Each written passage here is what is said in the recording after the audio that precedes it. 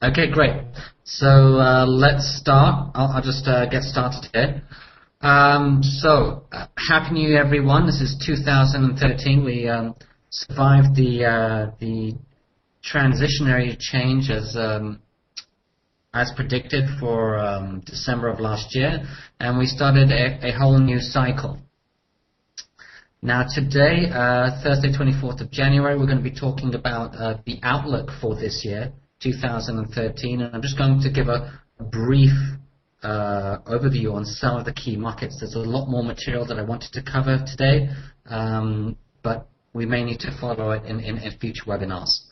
Okay, so just a quick few house rules. Anyone that wants to contact me after the webinar, maybe we don't have time for as many questions, please feel free to email me on ronwilliampr@gmail.com. So that's ronwilliampr@gmail.com. And then last but not least, you should be able to catch me on LinkedIn if you just type in my name, first name and last name, Twitter, and also on forexstreet.net for some ad hoc blogs that I will eventually add there. Okay, so let's start. Just for those of you that maybe are new to my analysis, just a quick overview on what my technical approach is. It's generally a macro top-down approach, beginning with the long-term cycles, so that's historical price cycles that I'll look at, trying to look for historical patterns and learn from them. Also, key market correlations, and so how each of the different market reactions might impact each other. Then after I start to drill down onto the internals of the market, what's actually happening underneath the surface. And so then focus on, let's say in the stock market, sector rotations or various underlying measures. But also there's a whole suite of indicators which I use, quantitative technical analysis indicators and economic fundamental qualitative indicators, a combination of the two. Last but not least, for the actual final trade setup, a lot of my focus is on short-term trading techniques such as DeMark indicators, which allows me to identify turning points in the market, and specifically candle pattern trade setups, which are great for increased price swings, which tend to take place during volatile markets.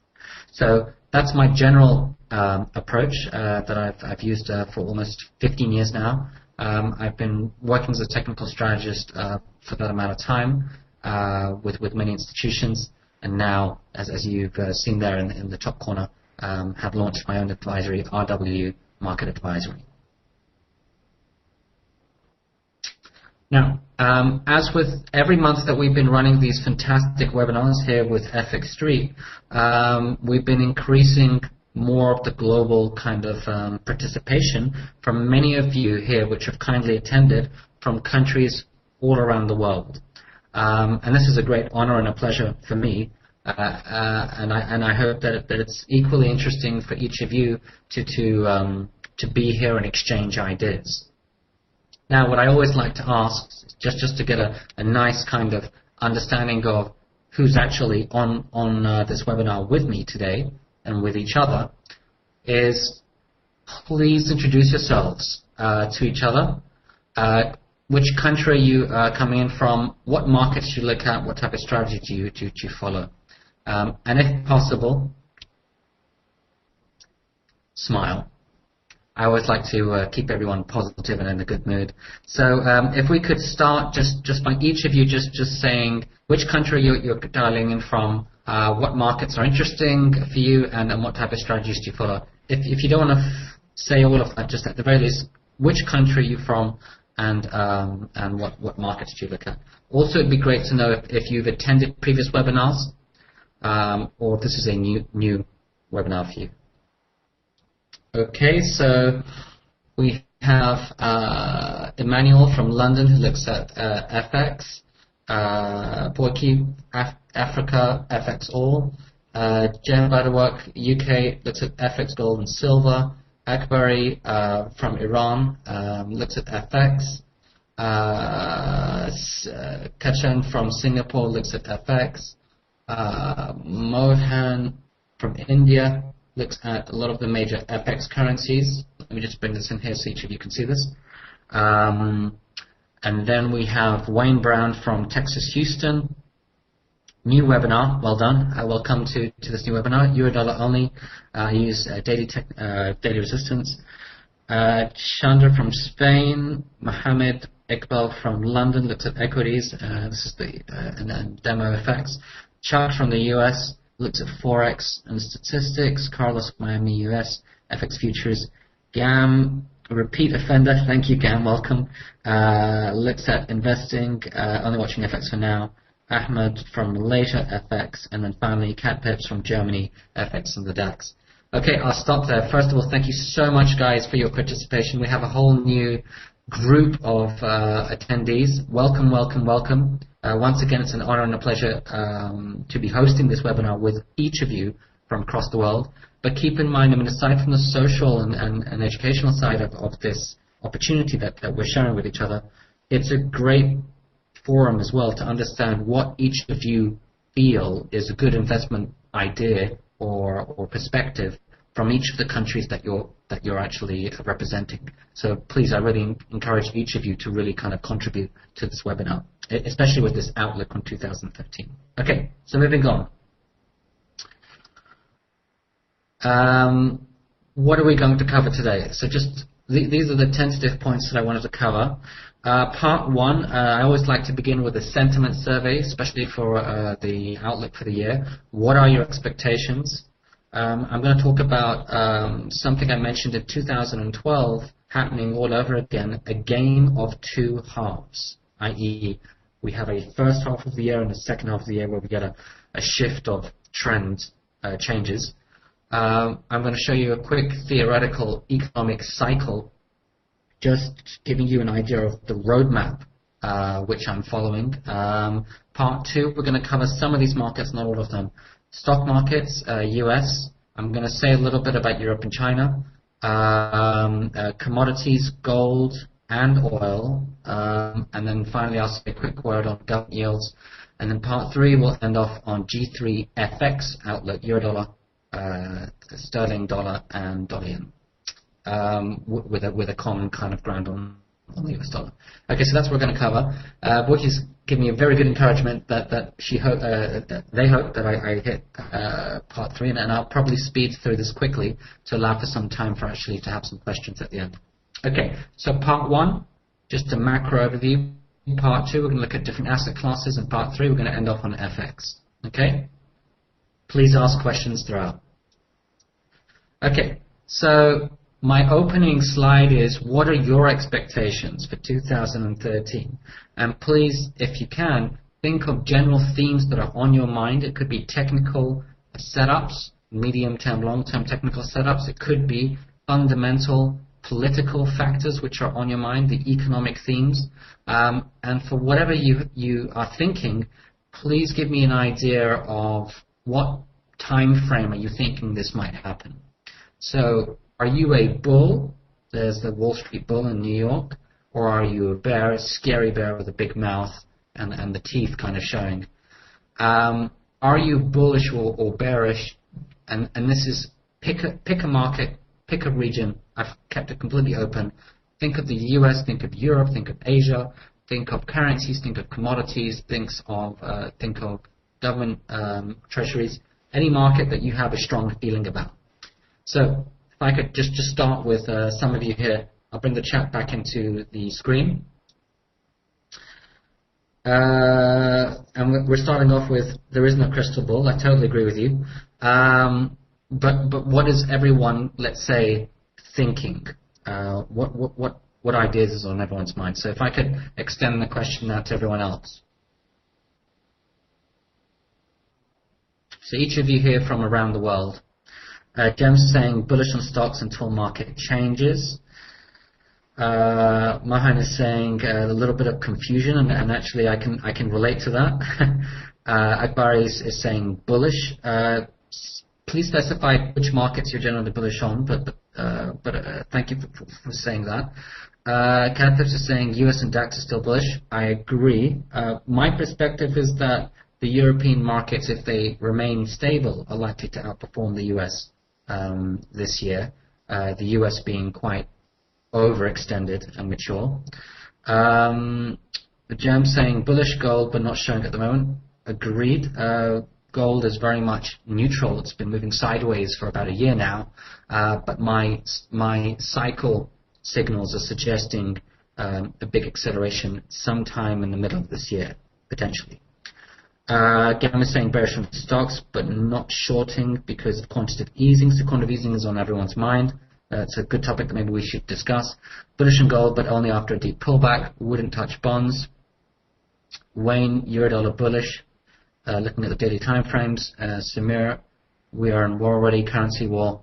And then Emmanuel saying, I listen to the market. So very good roundup there of technical, fundamental, and economic perspectives. Also different methodologies that each of you are following.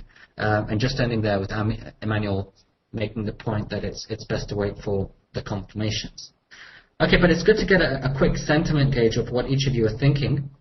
And it sounds like some of you are bullish and some of you are bearish, but generally speaking, I counted more bulls there in terms of, let's say, Western stock markets, and some, let's say bullish in terms of some of the risk appetite capital flows. So markets like Eurodollar, Aussie dollar, and so on.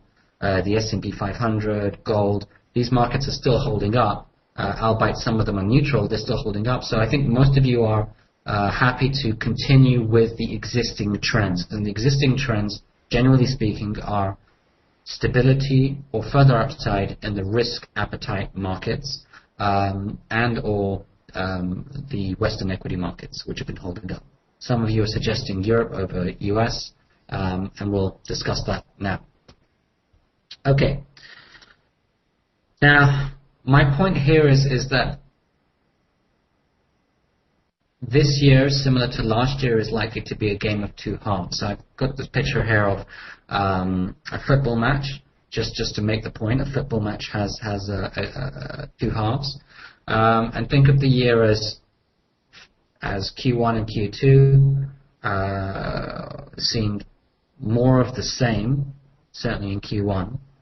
And as we actually shift into Q2, we start to see maybe an exhaustion on some of the popular trends, which are likely to change dramatically by summer this year. There's a big cycle inflection point which I'm monitoring for the middle of this year, and that's when maybe the game is likely to change in terms of existing popular trends which have been rising, turning around this, during the summer of this year.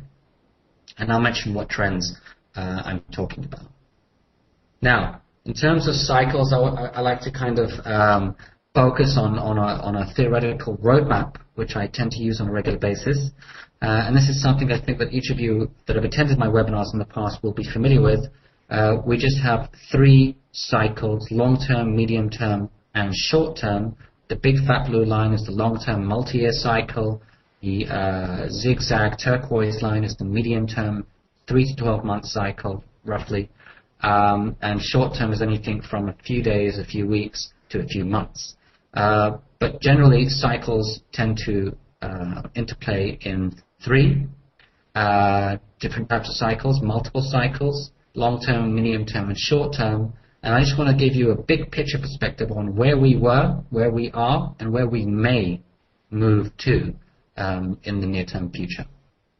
Okay, so some of you can guess, and by the way, this is based on an economic cycle which is USA-centric, so this is mainly focusing on the US markets, but as we know, most of the Western markets tend to follow the US, so this is a pretty good core cycle to keep in mind for the US economy, but also the European countries as well. Asia, I'll leave that open for now because there's a few changes happening in Asia, for positive changes, which may disconnect and improve later on this year.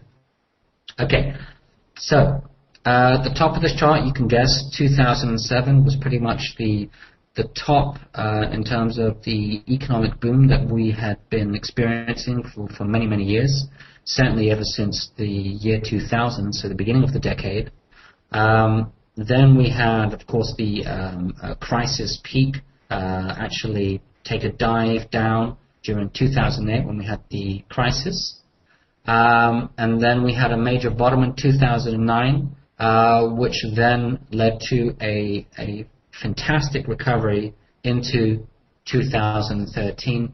I'm suggesting into the second quarter of this year, 2013, but certainly we have seen a major recovery if we look at the US stock market as a proxy for economic activity. The S&P 500 alone has doubled in value, more than doubled in value, since 2009. The S&P 500 as a proxy for the US stock market, which is a good economic bellwether for activity in the country, general health of the country, doubled in value since the crisis lows of 2009. So we're in pretty good territory. Most of you here are probably positive on the back of that, and some of you may suggest that a big part of the driving force behind that recovery was central banks around the world printing more money and broadening out their balance sheets with quantitative easing, mainly in the US, but of course some of the other central banks around have been pumping billions and billions and billions of dollars and euros into the economy in order to actually keep the market up. How much effect they've had is open to question, but the point is most of the stock markets, which is a good proxy of economic health, have gained substantially since the lows of 2009. The question now is what might happen next. Now, in my opinion, a lot of these moves, certainly based on if we're just talking in terms of stock market moves, specifically in the US, are overextended, both in price and time terms, and at some point in time is likely to have a healthy correction, maybe something even deeper, depending on what happens in the economy. Now, potentially we could have a retracement of the entire move. Now, these are not nominal price levels that I'm suggesting to you. This is just a general roadmap. From 2007 all the way down, I'm just saying this is the very negative part of the roadmap. And I'm just saying that from 2013, from the summer of this year, there are signs for some kind of big cyclical inflection, a big cyclical shift in the markets that will affect most of the key markets. So anything which is overextended is likely to fall dramatically if we have this key cycle turning point in the summer of this year. So that would take us into 2013 Q3, roughly, where we may then thereafter see a recovery towards the end of the year of 2013 as we engage in the next year, 2014. But keep in mind, this year is likely to be a game of two halves where we have further extension in the popular uptrends, specifically in the risk appetite driven markets, S&P 500, some of the European markets, some of the currencies like Eurodollar, Aussie dollar holding up, gold, oil potentially staying neutral or pushing up. But keep in mind that second half of the year we're likely to see a major reversal, certainly, of some of the popular Western stock markets, and then some of the related proxies which tend to correlate and track these markets. Okay, so is that clear for some in terms of just a theoretical economic cycle to follow? I'm getting a question here from Borky asking me to mention that we make sure that we cover FX. I will do. Wayne's asking, Ahmed's asking, is there a simple indicator that shows that we are either top or bottom of the cycle? Let me answer that question later on, just so I can get through the markets, and then I can answer some of the theoretical questions. But there are many ways to measure cycles. I would say look at the history, and I'll help answer that question now. Now, if we look at the S&P 500 as a measure of economic activity in the US and, of course, representative maybe of Western markets generally, we can see here that we've had a massive cyclical recovery since 2009. Remember I said the market doubled in value, more than doubled in value since 2009, and certainly that's been a reflection of some economic growth, arguably which may have been driven by quantitative easing, so governments printing lots of money and supporting the economy and the markets. But the key thing we need to keep in mind is that this market is now looking overextended both in price and time terms. Now, price terms, the 2008 peak coming in at 1440, which we have pushed above, but we still need to sustain above that level convincingly, and I'm still monitoring how convincing this move is. And of course, the 2007 peak, which comes in at 1576. These crisis peaks are likely to be critical on the current rise, which has already doubled in value since 2009. Now, in my opinion, although this is very bullish, we just have to keep in mind that that there is a lot of overhead barriers to come. The risk-reward profile for actually adding new long positions in the market are very poor. The risk-reward environment at the moment is quite poor. If you had been invested from a year or two ago, you would have made good money. Getting invested now is probably too risky for most people, and it's probably a better opportunity to actually take profits if you've already made some money in the market. So generally speaking, in price and time terms, the US stock market specifically is looking very overextended. I'm showing you the crisis peak there from 2007, 2008 as being key pivot levels, but also look at the time axes, which is often ignored. The bear market rally is much more larger than average cycle durations. And keep in mind, the longer we stay within this bull phase, the faster and the harder the retracement will be if indeed we get a retracement in this market. So the longer we stay in this bear market rally or this cyclical recovery from 2009, the day that this trend reverses, it is likely to be much sharper than usual because we spent so much time on the upside. Now, there is a reason why I still believe this is a temporary cyclical recovery and not a long-term recovery, as some of you trend followers may be believing, since we're so close to the 2007 peak, is of course because of the long-term trend which remains bearish. And if we use S&P 500 as a proxy, we can see here the S&P 500 all the way back to the beginning of the decade, 2000, and we can see here for 13 years the market has been moving sideways. And certainly along that sideways neutral range, we've had a lot of volatility, and we've had big stock market crashes. In 2000 when we had the technology crash, and 2007 when we had the credit crisis, financial crisis, all take place, and the retracements were roughly 50% to the downside, very short, sharp, and dramatic. And now we're in the next phase. I put a quick question mark as to what happens now. Do we see new highs, and this then opens up into a whole new bull cycle, or is this a temporary cyclical recovery within a long-term bear trend, which is likely to retrace at some point this year, certainly into next year? So my belief is what I just said, that this is a temporary cyclical recovery.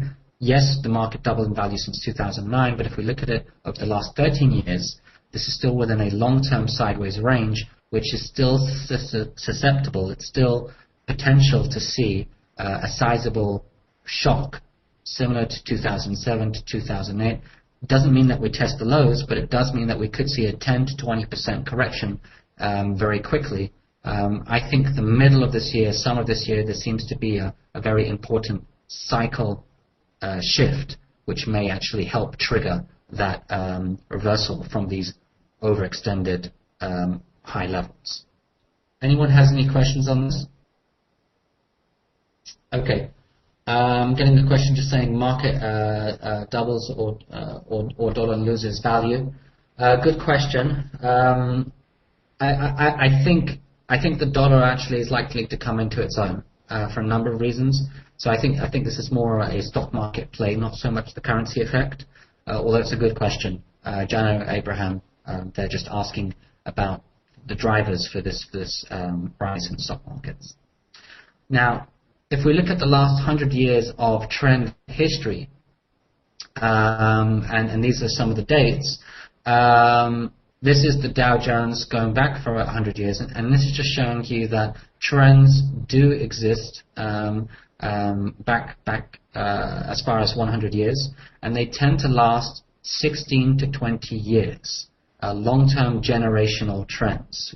Our professional careers tend to last for 16 to 20 years, and so within each cycle we have an experience of booms and boom times and consolidation phases, and so this is what allows these cycles to alternate from bullish to bearish and bullish to bearish. And here we have 2000 to 2013. It's still 13 years. We've certainly completed half the cycle, but we still have a few more years left in the cycle if we use that benchmark average of 16 to 20 years. We could still see markets within this kind of volatile environment with pockets of opportunities, but generally we're within a 16 to 20 year long-term sideways cycle. Similar to what we saw in 1966 to 1982, hopefully not similar to what we saw in 1929 to 1945, and for some of you history buffs out there, in the early 1900s, during the canal crisis, we also had a secular bear as well. Of course, 1929 was the Wall Street crash and the Great Depression. 1966 to 82 was more high inflation, and a number of political issues which took place during that time. Okay, now this chart is just giving you a very big picture, long-term perspective as to how long these cycles last. And as I just said, 16 to 20 years. So just keep in mind that whether we get short-term or to medium-term bullish or bearish trends, the very big picture, the very macro picture, is suggesting that we still have further long-term sideways movements and volatility to come. Okay. Now I want to focus on the actual markets in the time that we have left. I've been using the U.S. as a proxy. What I do want to say is that the U.S. is very overextended against Europe. I didn't have time to actually show you the ratio of the U.S. versus Europe. But that chart, which I've shown in previous webinars, does show that the U.S. market is very overextended relative to the U.S. and the world, actually. And so the U.S. is likely to have the sharpest correction over the next few months, certainly in the second half of this year. And I believe that Europe is like, if things remain the same in Europe, i.e. they don't get any economic situation doesn't get worse, then Europe is likely to stabilize and outperform the US on a relative basis. I also believe that's the same scenario for Asia based upon the current data that I'm looking at.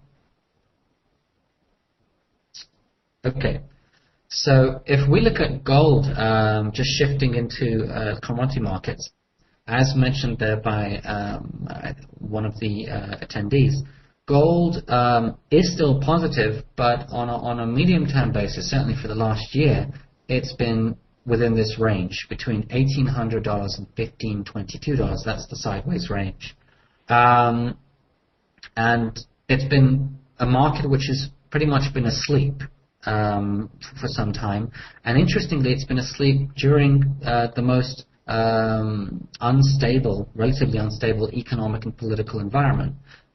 Similar, if I can just quickly show you, to 2008. Now, if we look back in history and see what happened in 2008, there was a major correction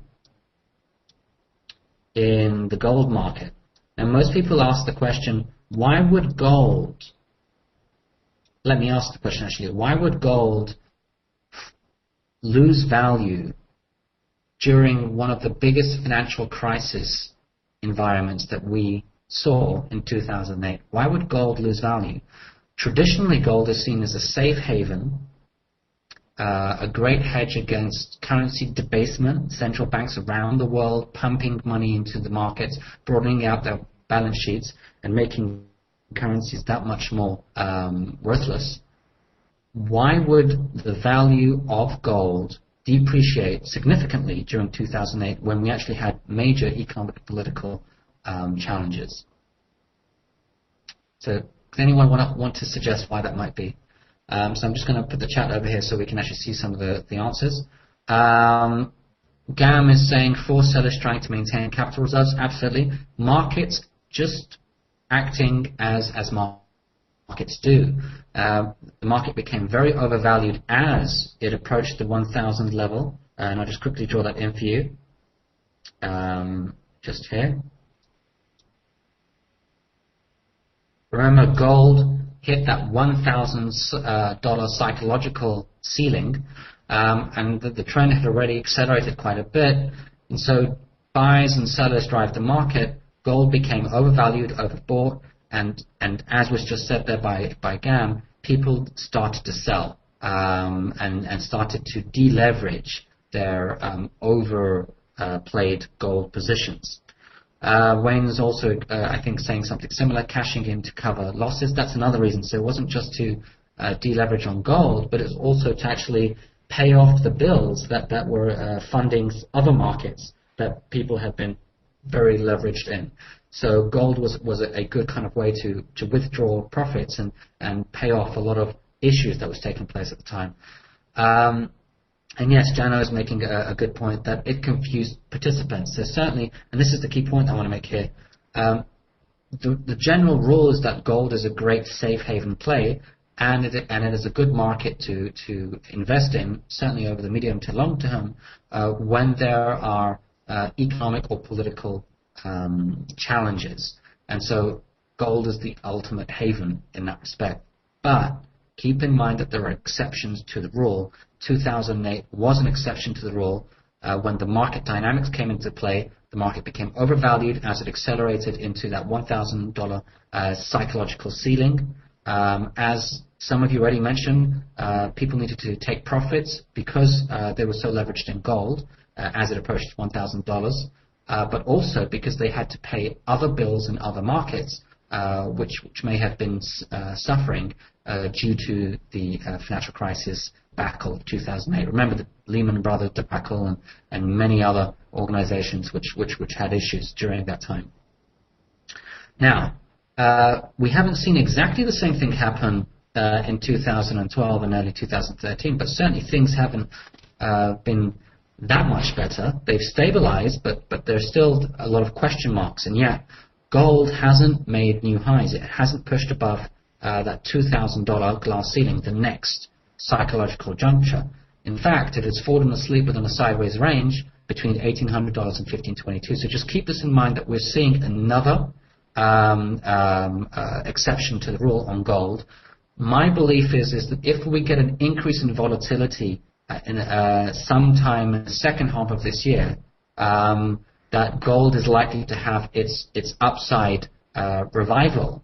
So maybe an acceleration to the upside for the same reasons that we would all want to buy gold, because of increased volatility in the market, and gold actually starts to become a safe haven play once again as things get a little bit unstable potentially in the second half of this year. Now, if we look at oil, I'm just going to quickly give you my technical view on oil. On a medium-term to long-term basis, oil is basically sideways, but I think there's a potential for this sideways consolidation pattern to actually resolve to the upside. The big psychological level is $100, and keep in mind that for about, and this is a weekly chart, for about 6 consecutive weeks we have seen bullish sessions with higher closes, the momentum measure is actually rising higher as well. If we're looking at the RSI there, and about to break a 12-month trend line. Sorry guys for some of the indicators that I have there, but I have an overlay of Ichimoku clouds. But just keep in mind that oil is neutral on a medium to long-term basis, and in my opinion at the moment it still has a growing probability to actually head towards that $100 mark. The key thing behind oil is you need to factor in a lot of geopolitical risk as well, which is still mounting within the Middle East specifically, and that's something to keep in mind for this year.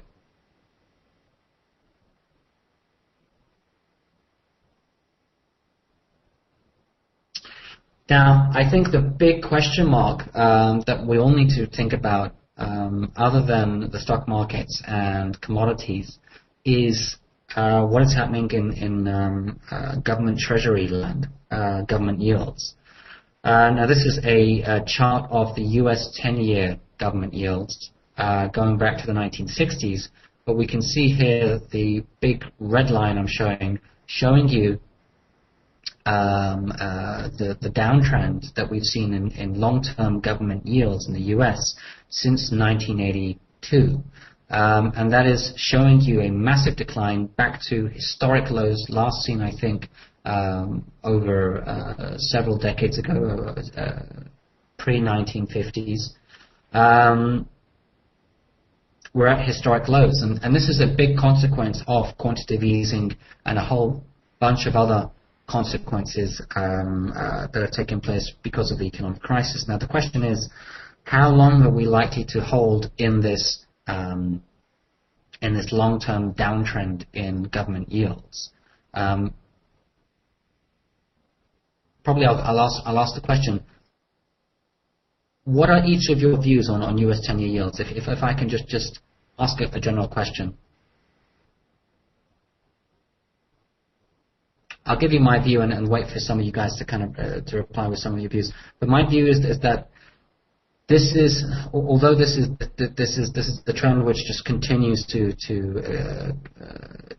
stay within to extend. I think that it's important to also think about this from a cyclical perspective, and just keep in mind that by historical standards, this trend is again one of the trends that we should really monitor as being very overextended and potentially in a bubble-like situation. I think some of you have mentioned, Fernando just mentioned, a bubble burst in the future. That's my view. Jem's making the point, quantitative easing will have to stop, but do they have the political nerve? I think central banks, I think there's two ways of looking at it. From a technical perspective, I think that this long-term downtrend is overplayed. It's on borrowed time, and who knows? It might be 2013 or 2014 where we might actually see a big explosion of this bubble in treasuries. In terms of the political implications and how much ammunition central banks have, certainly they can print as much money as they like. But the question is, will they be allowed to? Will the markets actually move in such a dramatic way that they will be a little too slow to actually react or to even have much of an effect with further quantitative easing? Keep in mind that there have been several quantitative easing policy decisions already, and each time quantitative easing is activated, it has a diminishing effect. So that there's a whole bunch of arguments here. I won't go into now. I will actually discuss in the next webinar scheduled for February on inflation deflation, which is the big question as to, which is one of the key questions that we should ask ourselves when we're looking at the treasury market potentially bursting out of this bubble. But the bottom line here, I think on a technical basis, this downtrend is overextended, and potentially this is a wild card move that we could see unlocked during 2013 and perhaps even 2014. One to keep in mind. Part 3, we're just going to cover some of the G3 FX currencies. I'm going to look at it from a more of a short-term perspective for some of you traders that are attending. Euro dollar. These are charts which I used very recently on a media interview with CNBC this week. Euro dollar key level at 134.87. The 2012 peak is 134.87, and you can see there the chart. That this will tell us how sustainable the 6-month uptrend will be. And at the moment, I have indicators such as DeMark indicators suggesting a few bearish exhaustion signals, the red 13s that you can see there appearing twice, suggesting that although the 6-month uptrend is up and recently pushing higher, it is starting to lose momentum, and there may well be a failure. If we do see a failure beneath 134.87, then we should really start thinking of a potential move down to 128.84, 127.23, 126.62. So there are two key pivot levels, support levels to keep in mind if we get a failure beneath 134.87. If we push above 134.87, maybe get a weekly close above that level, just to give us that added confirmation, then we should really see an extension of this uptrend much into 140. And that would be a bit of a surprise for me because my current scenario is potential exhaustion of the trend in favor of the US dollar strength. So I am favoring US dollar strength generally across most of the main currencies. And of course, you can see just down there bearish divergences on the RSI momentum indicator as well. So that's my view on euro dollar at the moment. Key level at 134.87, and that will decide the sustainability of the 6-month uptrend. Dollar yen, very topical market. Japan's just become very topical for some months now. I had a strong view on Japan for a long time, over a year, and was very early on calling a cyclical reversal or recovery in Japan. And my last webinar I spoke about Japan, so you can rewatch that webinar if it's on the website. But my view here on dollar yen is that the dollar yen trend, up 17% in only 4 months, is now at a key psychological level at 90. And so we're likely to see some profit taking over the coming days and weeks. Now, any trend which accelerates this much is likely to have a sharp correction. So keep an eye on the 20-day moving average, which was at 87.77 when I did this chart. That is a good trigger level, either a support level if it's a very shallow correction, or a trigger level if we do get further moves lower within this big change on dollar yen. And this is also a similar view on euro yen and most of the other currencies against the yen. They're overextended in the short term, and we're likely to see a temporary setback. Long term, I'm very bullish on dollar yen, euro yen, and most of the other yen crosses. I do see further Japanese yen devaluation taking place. Certainly, we're seeing it technically, but we're also seeing it in political and economic changes which are happening on the ground in Japan. So this is something to keep in mind. For some of you that do find Japan interesting, keep in mind it's not just an FX trade that you can actually profit from. You can also look at some of the stock markets, look at some of the sectors like the exporting companies that are gaining a lot of benefits out of this massive devaluation of their local currency. And so the Sonys and a lot of the other large capitalized companies in Japan are likely to do very well in this current environment with a massive devaluation of their currency. And I do believe that this is going to continue. This is a long-term cyclical change. I'm just being asked a few questions. Jano Abraham's asking, according to cycles, when will euro reach 160? It's not in my outlook at the moment, Jana. I don't see that happening at the moment, and I see more bearish euro scenario as opposed to bullish.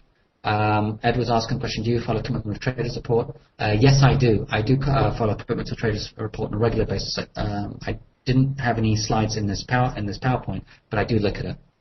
And please, any other specific questions which I might not be able to answer now, feel free to email me at the end of the webinar. Finally, cable. I think cable is going to be one of the biggest trades over the next few weeks and months. So for some of you looking for attractive trades, put the British sterling and British sterling versus US dollar specifically on your list of attractive trades. There's a massive double top pattern which has taken many months to form, which is finally confirming, and that is now holding at 157.89, the 50% retracement area of this entire bull market move from last year. Now, I think there's further devaluation. This is just a one chart I'm showing you. If I showed you a longer term chart, it would show you further bearish downside scope. Keep in mind it's 31st of January this month, plus or minus 2 or 3 days, is a potential time when we could get dynamic price moves. I look at multiple cycles, and that's one of the cycle dates which I'm keeping in mind, the 31st of January, so not so long from now, as a potential dynamic day or period for sterling. But just keep in mind generally that there is a lot of downside scope for cable at the moment. In the near term, it's oversold, but we could actually see further downside, certainly into the lows, into 153 and beyond. Now, that's a quick wrap. I think I literally have a minute or two to end, and before the next webinar, which is on. I just have a few questions here. Is CMT report showing anything interesting in any of the markets that could set up a big moves this year? I think a big shift in the Japanese yen, the COTs is showing that. And also, I think if I look at Carlos, why is euro outperforming the Aussie against the yen? Let me come back to you on that question, just because of the time. Just 1 second. Quick disclaimer, and then finally, just want to highlight the next webinar in February. It may potentially be Tuesday the 26th of February, still going to confirm with FX Street, but that webinar is on inflation, deflation. Now I'm going to prepare this presentation well in advance, as always, but more so because this is a really hot topic, and I think it's something important that maybe we might all gain value from asking the question, how can we measure inflationary, deflationary pressures, current and future? What is likely to happen, and why does it matter? And finally, how should we be positioning ourselves in terms of money and trades in a potential inflationary or deflationary environment? I think this is a very important debate that we should be having this year because, in my opinion, we're likely to see one of the two, inflation or deflationary pressures, actually show its face during the year of 2013. So I think this is a very important theme. Please attend if you're keen to have this discussion. And if you have any friends that also be interested, please encourage them to sign up. Okay, it's been an honor and a pleasure hosting this webinar with FX Street and each of you here from around the world. Thank you very much. This is Ron William, technical strategist at RW Market Advisory, signing off. Look forward to seeing you in February. Please feel free to email me on ronwilliampr@gmail.com with any questions. I'll answer you as soon as possible. Thank you very much. Have a fantastic month.